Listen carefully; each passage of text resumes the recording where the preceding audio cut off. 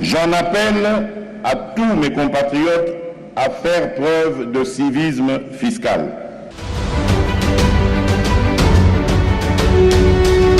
Je m'assurerai à mon tour que les revenus fiscaux servent effectivement à répondre aux besoins de notre peuple. Mais comment quitter le secteur informel pour dans le secteur formel? Impôt taxe du moment que tu as généré mon activité donc ce qui tu as yangote un civisme fiscal. C'est possible de reconstruire ce pays. Les contribuables s'interrogent. Les contribuables s'interrogent.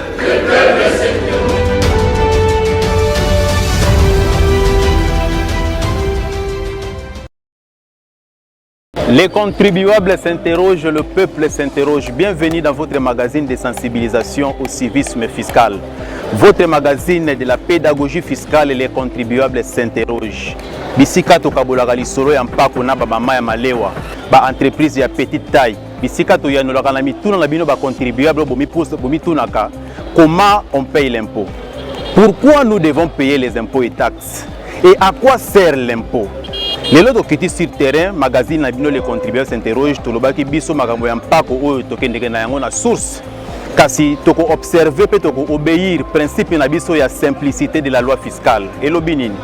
La loi fiscale doit être simple et compréhensible à tous.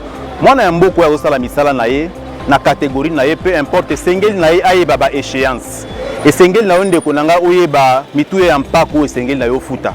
Wana ezali respect ya article 65 ya constitution na biso ya 2006 et l'obinine.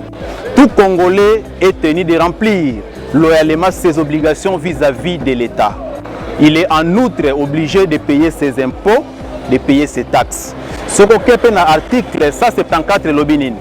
La participation à la charge publique est une obligation pour tout citoyen vivant en République démocratique du Congo. Nous avons le terrain pour sensibiliser pour la bande de biso où est évoluer l'entreprise à petite taille kasi bazala ba difficulté makas ndé yango toye enquête sur le terrain pour na ba difficulté na bango pe toko suki sa yango na source, c'est-à-dire la direction générale des impôts ba ko pesa biano na bituna ya ba contribuable où bazali ko s'interroger. Les contribuables s'interrogent, le peuple s'interroge, enquête sur le terrain à suivre.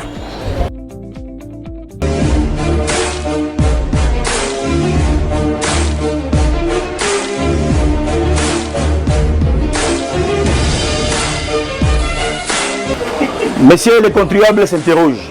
Mutuna nanga ezaboui. Et séance il y a 30 avril. Toko futango wapi. Parce que nazana 30 000 ya impôt forfaitaire awa. Nako kende ko futango wapi. Pe mukanda oyo bakopesa ngai wana. Nako remplir ngo ndenge nini. Pe nako zwa ngo ndenge nini.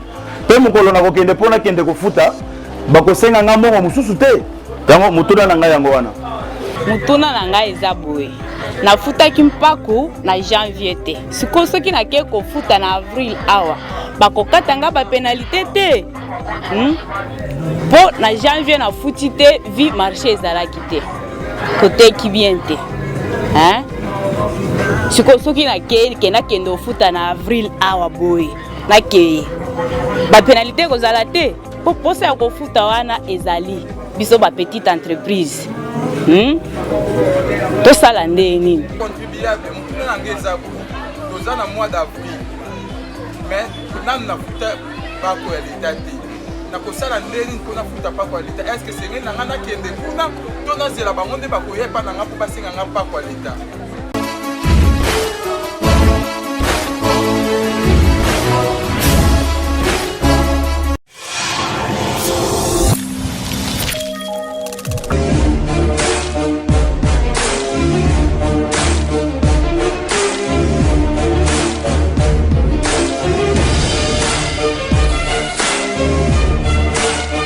Nous continuons l'enquête sur makambo etali kaka makambo ya mpako bolandi bandeko na biso baza na catégorie ya micro-entreprise baza ko se poser question comment on remplit la déclaration mituna na biano nyoso wana bokozo yango na magazine na mino les contribuables s'interrogent kasi enquête eza ko continuer sikoyo toza na marché central de Kinshasa kuna tozalaki na immeuble Beautour na centre ville boyebi yango très bien. Awa toza soko na marché central de Kinshasa na avenue Loa. Bisika ba contribuable baza ko évoluer na ba entreprise ya micro entreprise baza ko teka bimbongo na bango. Micro entreprise selon Mobeko elobi nini? Micro entreprise c'est toute entreprise qui réalise un chiffre d'affaires inférieur à 10 millions de francs congolais. Et sengeli na yo somba patente na yo. Et la patente est une autorisation administrative annuelle d'exercer le petit commerce. Mais à côté de la patente, micro-entreprise Sengeli a foutu impôt forfaitaire nae ya 30 000 francs kasi mpako ba futa yango na maboko ya motote. Pour la déclaration sur place, la direction générale des impôts kende na CIS na yo bako lakisa yo comment remplir la déclaration. Comment remplir la déclaration des Ali Moussala bande qu'on a vu sur la direction générale des impôts bazu pour encadrer batunyo so bazali ko évoluer na catégorie ya micro-entreprise. Kasi toza ko continuer enquête na biso on a palper ba difficulté pe ya bana ya mboka. Ba difficulté nini ba micro-entreprise baza ko kutana na yango na exercice ya commerce na bango. Mpako yango ba futaka yango ndenge nini et comment payer, où payer, quand payer, nde ezali suite ya enquête na biso za ko continuer na yango. Les contribuables s'interrogent, le peuple s'interroge. Papa contribuable, nazo le belo boye. Ah, toza na marché kato. Ndenge toza bona lowa, biso bolekse biso place to kosomba mikanda ya leta. Na maboko ya batu biso toboyi. Toboyi to lingi yango te. Bati bayele biso ke toka na banque, ba pesi biso récit to ke na banque to ke ndofuna na banque. Nde loko biso te sengeli to sala. Ke oya maboko ya batu biso toboyi yango, to lingi yango atate. Toza na posa ko fuda me batindele biso ke to ke place boyi to ke ndofuna maboko ya batu boyi na biso. To lingi te. Problème toza nango awa, batu yango d'abord tozomona bazoya ba groupe ebele. Tokomona ba mususu ba leki boye, ba ye ono bo pesa paku ya leta nini patente.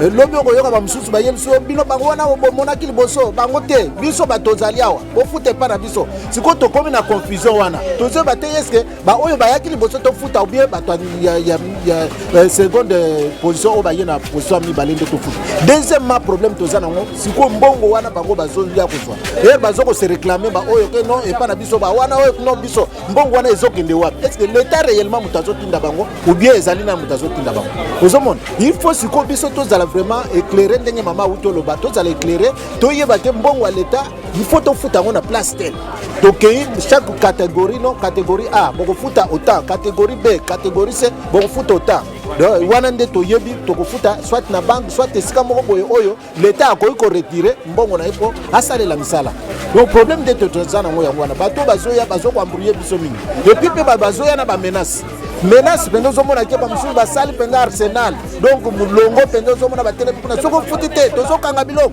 boye na boye tout ça est-ce que mikana l'état il faut ba ke ko banda ko intimider ba ndengwana non moi ko intimider ba to ça il faut ba yana malembe ba expliquer biso que non tala problème ezali boye basala ka boye comme ça muto azui compréhension wana mais soko bandi ko ya ko intimider ono to ko futa te soko futite tozo kanga biloko wana ba ko kanga ba ke no pesa l'état que non l'état tala place te to kanga biloko yango. Voilà et l'autre ngana lingana loba donc bato wana bazoya pe baza ebele tozomona ba catégorie ebele donc bakoya ba mususu ba yetsi koyo lobi komona ba mususu ba yo ba yaki liboso bango te biso nde boko pese pa na biso finalement oui déjà pa ayaka pe awa tomona ka donc bato na bazoya awa tout ça bato ya nini oyo soki DGK bango bato bureau bazoya awa donc bango nyonso to bazo tozo confusion ezali. Mais to futa ngo d'abord il faut to yeba pe ko futa ngo kwa action to futa pa ya nani na DG yango to kendo batu kaka o bazoleka na balabala nde to futa to futa ngo wapi yango na zolo est-ce to futa wapi ya DG to futa ngo wapi est-ce que bato bazotindela biso na balabala ou bien eza na sika moko boye bakolakisa biso ke boya e pas place tel boya ko futa mbongo wana c'est ça to futa na maboko ya bato te sikoyo tozo futa wapi poto lingi to yeba place to ko futa ngai na keti na commune place ba yebisi ngake to kende to solo na bato commune na koma kuna ekomi wo futa pénalité ngana ke po ba yebisa nga somba patente ezabo po patente ezaka A B C ayebisa nga ta yo zaka ya catégorie A ou bien zaka catégorie boy futa boy to koma kuna ekomi wo ozo futa avant pénalité pénalité eza ya nini nalingi nayeba pénalité wana mpo biso toyebi ke tosombaka patante eza mokanda na biso ya mosala tokei soki ke tokefuta na bana tofuti soki te tosomba place te tofuti ekomi ya pénalité avant osomba patante futa pénalité biloko wana nde tozoyeba te ezoya ndeni nde nalingi nayeba mpo ezobangisa nga makasi mwaye nasombaka patante naosomba patante ndenge nini yango wana na commune ebandi o bofuta pénalité ndenge avant bosomba patante bofuta pénalité sikoyo tokomia déjà iseke akoboma biso kokoma mpo na commune oyo place bayebisaki biso tokende bazosenga biso pénalité avant tosomba patante sikoyo na DGI ekozala nini il faut bayebisa biso bien place nini tokosomba patante toyeba patante yango prix nini tokosomba catégorie na catégorie bayebisa biso tokofuta ndenge nini moto azoteka eloko boye fo afuta boye moto azofuta boye afuta boye wana biso moko toye tosombi pata mpo toza mposa kosomba patante eza mokanda na biso ya mosala me tokosomba yango ndenge nini kaka yango ya DGI tokoyeba yango ndenge balakisi biso te ifo balakisa biso ndenge azosomba mpo balobi ke tosomba na maboko ya bato te ndenge balobi tosomba bayebisa biso baéclaire biso moyen nini tokotambola mpo na combien prix eyebana mpo tokokenda commune wana bayebisi nga lisusu ke 100 000 mpo ndenge aza wana bayebisi nga patante soki 60 kelike ofuta mpaka 37 500 ekomi kome 100 000 kelike mais patante awa kutu na maboko ya bato bande osomba ba 20 000 ba 25 000 sikoyo lelo ekomi 100 000 moto akosomba patante yango bayebisa biso nini tokoki kosala ekokontribue nga maka tomotuna yango eza nango banzoo misato nga mpe nafuta mpaka lelo kaka na 3 jours toodebrouye.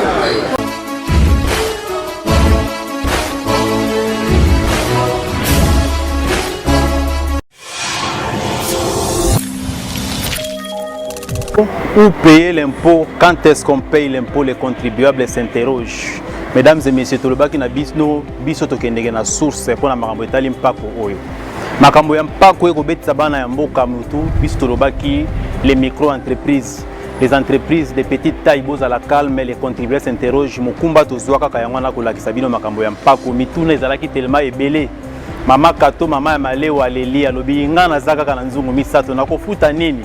Bia no kozwango awa na direction générale des impôts soki sengeli ofuta soki pe sengeli ofuta te kasi na koloba noko ke loko moko Mama Kato makambo ya mpako oyo mbula matali asengi na mwana ya nyoso ya mboka afuta. Ça c'est l'article 65 ya constitution na biso. Kasi okofuta na makoki oyo zali na yango la notion de la capacité contributive, l'équité fiscale, elle est à la fois horizontale et verticale pour côté la yango prochainement. Kasi pona lelo biso tokoloba mingi te tolobaki c'est la direction générale des impôts qui va répondre aux préoccupations des assujettis, aux préoccupations des contribuables qui s'interrogent. Nde yango toye sikoyo awa na source pona tozwa biano na mituna ya bana ya mboka na kati ya direction générale des impôts po tolobaka na bino biso tobetaka masolo ya nzela te biso tokitaka na source tokoti pona kozwa biano na mituna na bino o etali comment payer, quand payer, où payer, qui doit payer et combien payer l'impôt. Mbongo ya mpako yango basalaka na yango nini? À suivre, enquête à la DGI.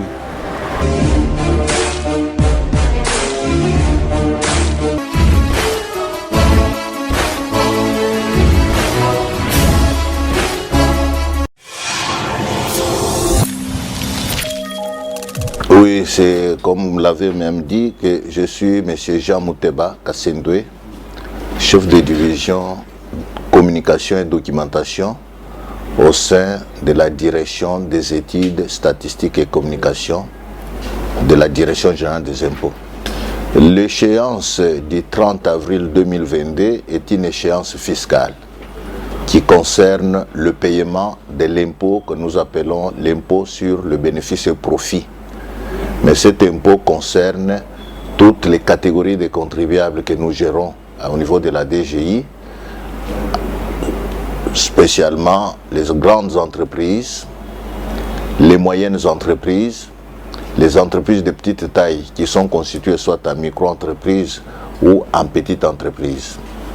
Et il faudrait aussi rappeler ici que cette échéance ne concerne pas seulement l'IBP, elle concerne également les sociétés étrangères qui sont redevables de l'impôt mobilier, ainsi que les sociétés minières qui sont redevables de l'impôt spécial sur le profit excédentaire. Les 3 catégories de contribuables qui sont des sociétés catégorisées en 4 classes, comme je venais de le dire, les sociétés minières ainsi que les entreprises étrangères, elles sont concernées selon les cas par cette échéance du 30 avril 2022.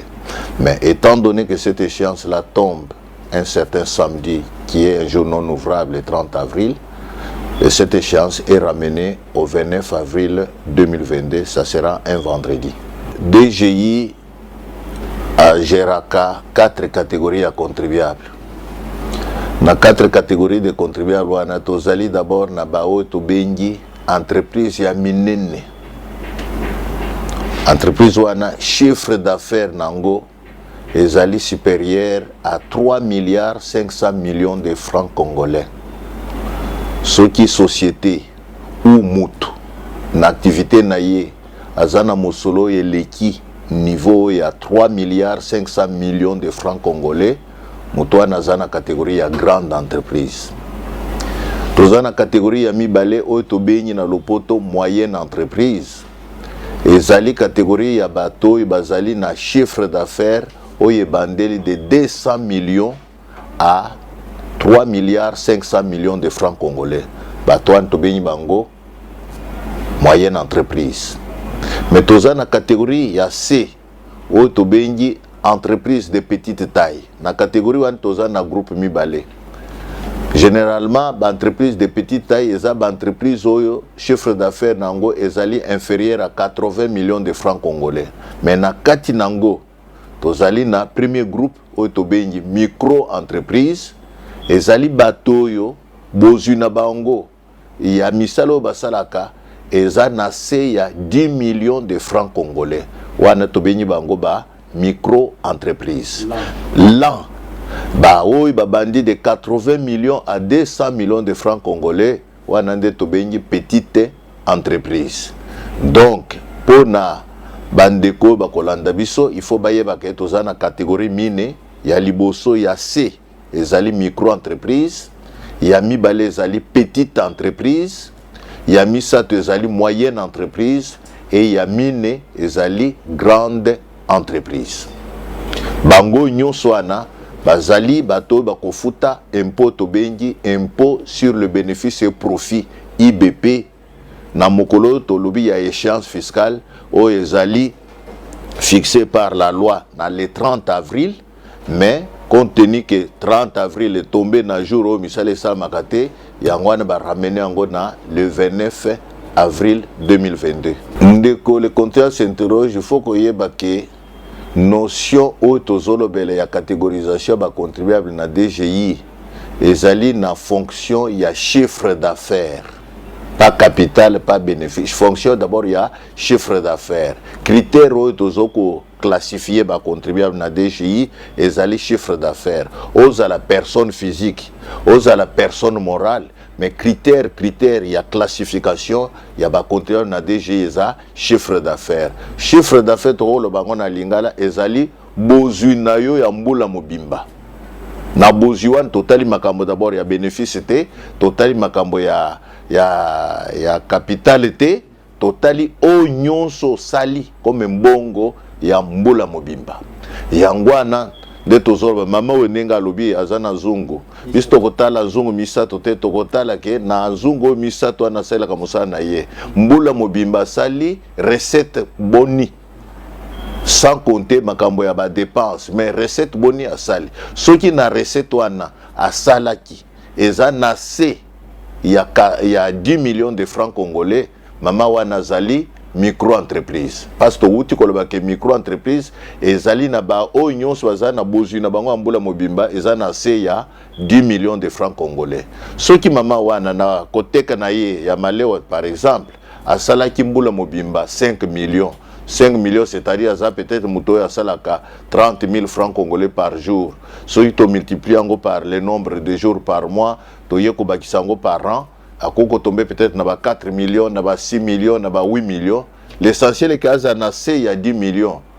Mbula mobimba, mutuan tobengi micro-entreprise. Tokotala ke eza bazungu, eza makala, ezali malewa, ezali transporte. Tokotala bozuinaye ambola mobimba, ce qui eza na se ya 80 millions de francs congolais, na se ya 10 millions de francs congolais, mutuana tobengi ye micro-entreprise. Pe mutuango, il faut tokendeka, te expliquer bien, mutuango, awa na DGI, a kofuta impôt o tobengi impôt forfaitaire. Forfaitaire, il y a 30 000 francs congolais pour toute l'année. Donc, mbola mobimba oya sali. Mutuana micro-entreprise, ozala osalaki 1 million, osalaki 2 millions, osalaki 3 millions, 4. Donc, ceux qui osalaki kaka mumbongo eza na se ya 10 millions de francs congolais. Okofuta impôt forfaitaire. Forfaitaire pourquoi? Parce que les autres qui paient les sous montant oyo osalaki comme recette. L'essentiel est que na se ya 10 millions, okofuta kaka 30 000 francs congolais pour Namboula Mobimba. Et puis, Bongwango, les années échéances nango tolobi le 30 avril, nde okoya kofutango le 30 avril. Pako ya l'État ndeko bafuta kango na balabala te. Bafuta kango na maboko ya mutu te. Bafuta kango pe na DGI te. Mutu akosa yo te. Mibeko ya l'État elobi boy. Pako ya l'État, il faut futa maka na banque ou na Kadeko. Nde sika oyo mutu nyonso koko ya kopesa mbongo na ye ya pako. Mais soki okamati mbongo na yo opesi na mutu na maboko ou oye nango opesi na service moko songolo loba yeba ke mbongo wana ekoti na musolo ya l'État te. Pako efuta makakaka na esiko esengeli kofutango pa na maboka mutu pa na bureau ya mutu te mais efuta maka na banque ou na Kadeko. Sima kofuta pako na yo wana il faut ba pesa yo pe mikanda oyo justifier que solo ofutaki pako na yo décharge te na koloba boy toza na système obabe na lopoto système déclaratif eza DGI akoya epa na yo po alobake futa autant te DGI akozela soki oye epa na biso na bureau na biso koya ko retirer mukando tolobeli o bafutela kango pako ezali o tobengi déclaration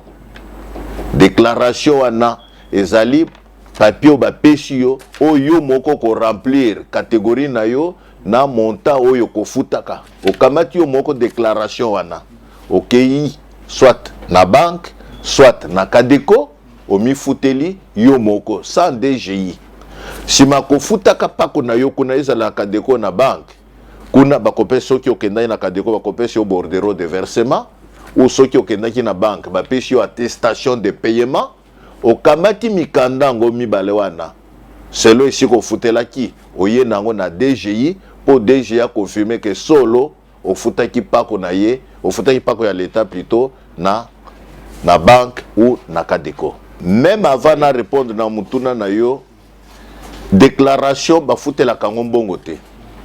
Bandeko bayeba ke soki oye ko retirer déclaration na yo po futa pako déclaration ezali ofele soki omoni mutu asinke po bapesi yo déclaration futa mbongo wana eza ya solo te déclaration ya kofutaka pako ezalaka ofele donc okoya ko retirer yango sauf que na mibeko ya sika déclaration wana okokosala yango photocopie te déclaration yango okokosala photocopie bopesa moninga pe ya remplir te déclaration eza individuelle parce que déclaration mo ya lelo eza déclaration to bengi sécurisée c'est-à-dire il faut ezala na code barre na numéro série déclaration pose wango il faut kende na DGI okende na service ya DGI ba service otozana ngo na oyo etali par exemple ba micro entreprise ezali oto bengi centre d'impôt synthétique CIS en cycle ba service wana ezali na commune nyonso lokola na kisa tozana 24 communes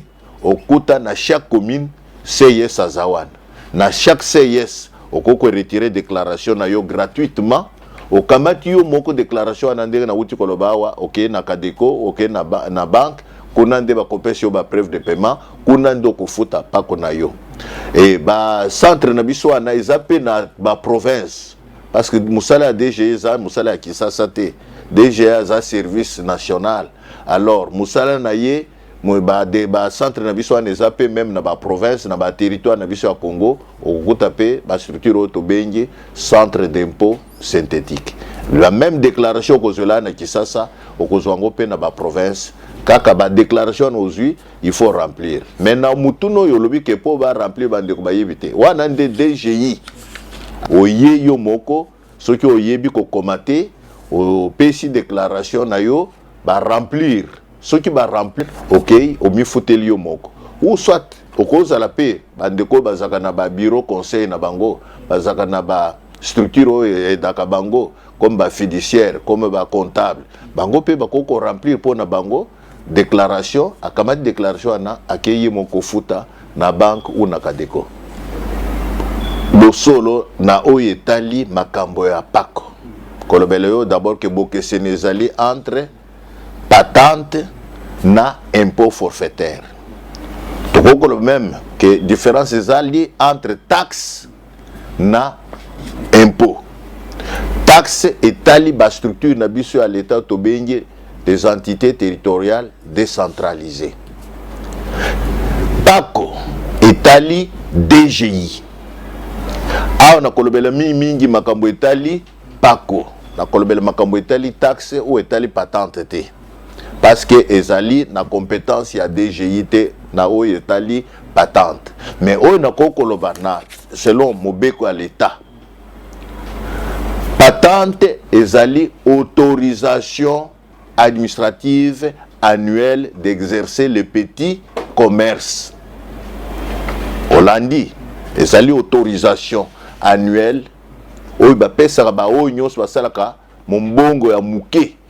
Po basala misala na banko wane pesa la maka na bandito na lobby mais batwa no tobengi babengi petit commerçant nde oyo tobengi pa na biso micro entreprise selon mibeko ya l'état il faut bafuta patente na bango na ba structure oyo compétente ya ko gérer bango et puis batwa na o babengi petit commerçant de auto bengi na terminologie na biso micro entreprise bango nde bakoya kofutaka awe pa na biso impôt forfaitaire ya 30 000 francs congolais mbula mobimba sur base ya déclaration na bango de na wuti koloba awa na procédure ya paiement ya pakwana.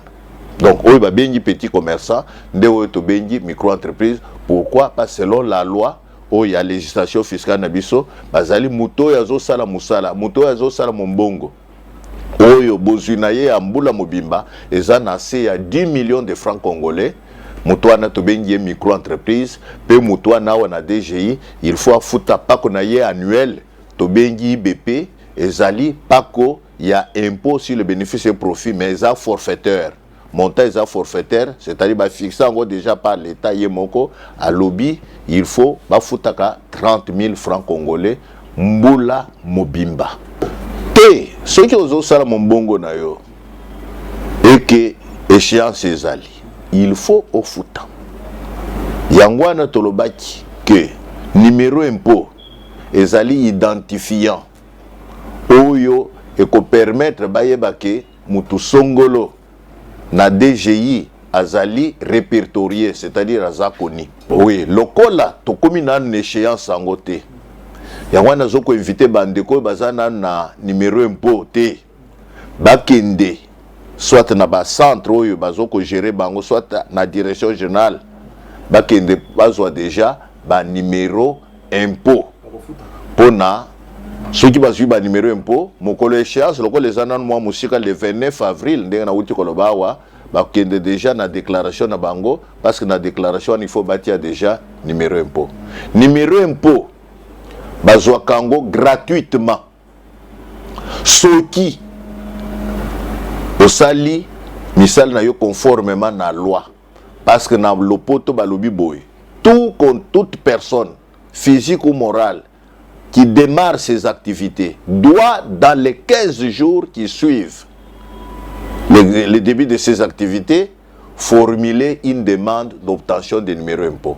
Et dans ce cas-là, numéro impôt bazwa kango gratuitement. Ceux qui osali conforme na mibeko yo et lobabi na oyetali numéro impôt. Mais ce qui est ici, parce que biso tozolo le makambo oyetali loi, tokoko déroger na loi te. Mais ce qui est ici, délai oyo l'état yemoko à lobby que pose un numéro impôt gratuitement, il faut respecter des lois. Ce qui est ici, wana numéro impôt ezaka na ba amende. Mokoloko ya kozwa numéro impôt wana, ce qui est personne physique, okofuta amende. Ceux qui ont personne physique, par exemple, bénéficiaires de revenus locatifs, aux 50 000. Mais ceux qui ont personne physique, ils ont exercé une activité, il faut foutre amende à 100 000 francs congolais. Aux ici, lettre na yo à notification numéro impôt, si manango, nde obani ko foutre impôt na yo. Et numéro impôt, est national. C'est-à-dire, numéro d'impôt, ils ont na kisasa. C'est le numéro d'impôt na yo. Ceux qui ont, par exemple, kuna na Katanga, ok na Kivu, ok na Manyema, ok na Bandundu, kaka numéro impôt moko no sel la kawa nde oyo pe oko sala ko utiliser ngo soki oza na province na biso o na République démocratique du Congo. Bakoko banga te, babanga ka l'état te. Basoki obangi l'état, moko l'état kozwa yo nde okomona pe ke ebebeli yo. Donc bandeko to bengi catégorie ou te ko citer. Dès la première question, na yo que toza na 4 catégories. Ceux qui ont bengi micro-entreprise, bazo fouta impôt forfaitaire à 30 000. Catégorie elandi, oto bengi petite entreprise. Bangwana selon Mobeko. Pas qu'on a bangwa ko fouta kango selon pourcentage. Ceux qui ont na commerce, ils ont 1% de chiffre d'affaires. Ceux qui ont na activité de services au kofutaka 2% de chiffre d'affaires mais ceux qui ont allé na ba service nyon simi balwana il faut ça d'abord chiffre d'affaires na yo euti na commerce na yo euti na prestation de services si manango batali pourcentage ou activité principale mais na montango o euti soit na 1% ya chiffre d'affaires ou ya 2% de chiffre d'affaires selon les cas il faut bafutaka ngo en deux quotités na Mobeko alelo bazolo belisusu à compte na solde te et commis première quotité na deuxième quotité. Première quotité, yangwanda ifutamaki na le 31 janvier. Le 31 janvier à raison ya 60%. Deuxième quotité, nde oye kofutama na le 30 avril na échéance ba ramener na le 29 avril, il y a 40%. Donc ça signifie que bandeko yo ba futaki 60% wana te. Le bakoya en échéance il y a le 29 avril, bakofuta 100%. Mais le col à 60% et futa makité et qu'on se calcule qu'on a la boy. Na 60% bakofuta avec pénalité, 40% bakofuta sans pénalité. Dans ça ici, des montants en écoute na trésor public. DGI Azali service qui relève du ministère des Finances. DGI Azali na musala ya ko mobiliser la recette de l'État vers les trésors publics. Ko luka mbongo, ko collecter mbongo. Pas ko simba ngote mais ko collecter pour ekota na trésor. Musala ya DGI za ko tonga balabala te. Musala ya DGI za ko tonga hôpital te. Musala DGI ezaya kulukela gouvernement mbongo pour gouvernement nabiso asala misala. Pe lelo il faut qu'on dimake na bokonzio tozanango misala ezo salama parce que recette au DGI azoko sala grâce à politique oyo gouvernement nabiso ati en place ezo salisa pe mboka pe ko salisa pe mboka. Lokola mboka eza pe munene misale samaka na Kisasa te, misale salamaka pe à travers la République démocratique du Congo. Donc eloko toko kolobelanga ezake bandeko nyonso bazala na culture fiscale, bazala na civisme fiscal, lokolo mokonzi asia nasina landa be mission na yo olakisaka même message à président de la République lorsqu'azo ko appeler ba congolais pour to cultiver sens ya civisme fiscal, to promouvoir civisme fiscal parce que bamboke belé lelo ezotongama na pako. Mais comment awa na Congo toko zala pe na culture fiscale wana pour que mutamutu apporter contribution na ye na charge publique de l'État. D'ailleurs, constitution tolobelaka mingi. Ce qui autant article 65, autant article 174, l'article mibalewa na lecture combinée nango, ezoko kotinda mutunyo so futa taxe na impôt na ye. Pourquoi? Parce qu'il y a un gonde qui contribue à la charge publique et à l'État. Le gouvernement tel biso makambo, tel biso makambo. Gouvernement tel biso makambo. Na nini? Parce que nous se signé kakambon. Et mbongo il faut euta et pas biso ba population. Euta et pas ba onyo so fanda na mboko ata baza ba congolais te. Na misalo tosali ezali contribution mutu nyonso yango nde kopesa l'État makoti oyo ya kotongela biso ya balabala ya kotongela biso mboka po mboka eke liboso yango na échéance oyo tozoko exhorter bandeko vraiment bandeko oyo surtout ba micro entreprise ba petite entreprise ba lekisa échéance wana ya le 30 avril te oyo to ramener na vendredi et puis ndento lobeli échéance bazelaka mokolo ya suka te parce que mokolo ya suka okoko ya ono kuti bato ebele échéance c'est dernier jour de paiement où une loi est fixée. Mais même les lots, ceux qui ont 30 000 na yo, kende déjà au fouta. Même lobby, jusqu'au 29 avril, quand c'est le cas de le 29 avril, était au co, kende ko fouta, même les lots au fouti na yo, même lobby au fouti pas ko na yo.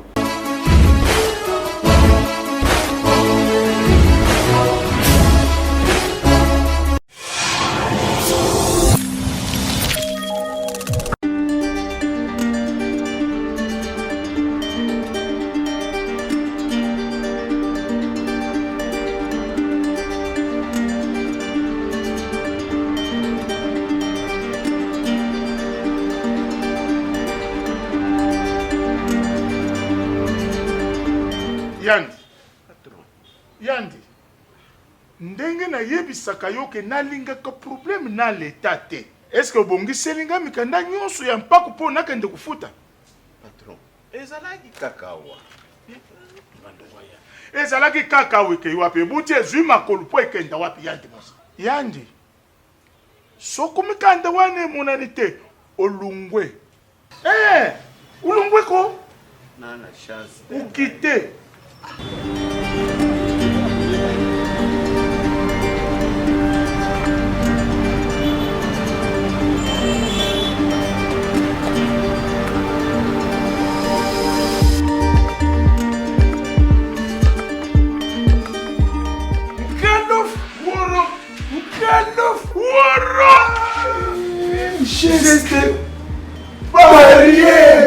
Warok ngalof tani bantu mususu balukelaka bantu makambo ngana za mwana mbuka ya solo nafutaka paku na ngai pona lingi nazala leze na makambo na ngai kajitala ka gérant oyo kabungisi mikande nyonso ya déclaration y'impôt.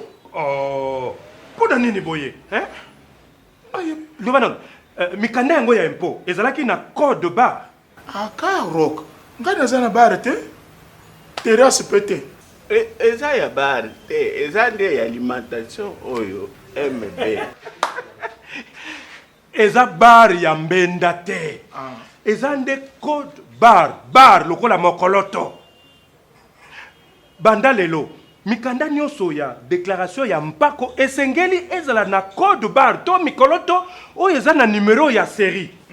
Pamba te yango nde la pisite DGI ayebi yango pe mbongo kofuta ekokoto na kati ya kesi ya l'État. Eza ya solo. Yango bongo nani déclaration wana ya impôt oyo eza na mikoloto soko code bar mikolo ba code ba ligne tokozwa yango wapi na ba terrasse to na ba bar te mpona kuza yango eza pasi te eza na lolenge misato na téléphone na yo to smartphone ou bien ordinateur. Côté internet, beta .dgi.gouv.cd. Comment déclaration sécurisée. Mpe pona déclaration oyo ekokani na mpako oyo osengeli kofuta. Ou bien oleki na ba service gestionnaire ya mpako. Mpe osengi déclaration oyo ezali na code barre. Warok wana mbuka ibongi ikeji boso développement bongo baentreprise oyo basalaka télédéclaration bakoki kokoba kaka na yango rok worok télédéclaration na bandi za biso te mais keba déclaration ya mpako eza kaka moko okoki kosala yango photocopie te mpe okoki kosalela yango mbala mibale te. Message ya DGI, Direction Générale ya Impôt.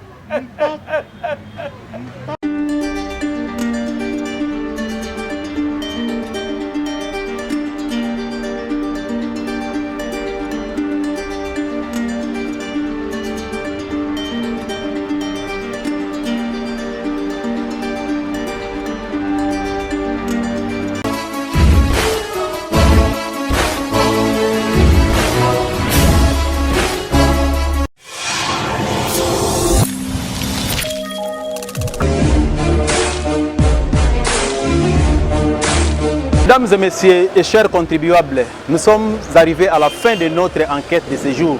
Magazine Nabino, les contribuables s'interrogent. Sozala qui ne s'est représenté Bino, enquête il y a spéciale échéance, il y a 30 avril. Comment on paye l'impôt? Quand est-ce qu'on paye l'impôt? Micro-entreprise Zalinini, petite entreprise Zalinini, tout ça qui enquête Nabis tout l'équipe ici Kamingi. Tout la qui c'est maman Malewa, bato ya cabine, ba maman bazana ba bar.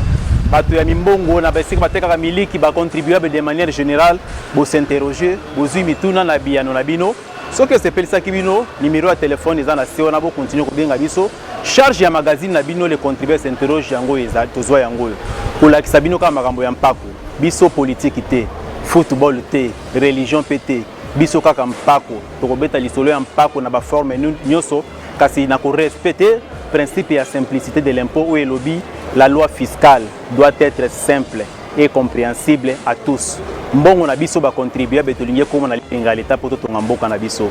Tuzaki ne seko présenter magazine na bino ya mokolelo les contribuables s'interroge o ezalaki consacré na enquête pe na ba difficulté pour la kisabino ba préoccupation pe ba difficulté ya bana ya mboka bino de tokutani mbala ya sima. Les contribuables s'interrogent, le peuple s'interroge. À la prochaine.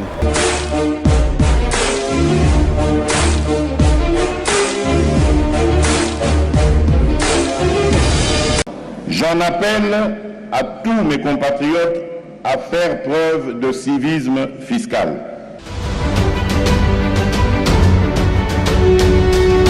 Je m'assurerai à mon tour que les revenus fiscaux servent effectivement à répondre aux besoins de notre peuple. Mais comment quitter le secteur informel pour opter dans le secteur formel?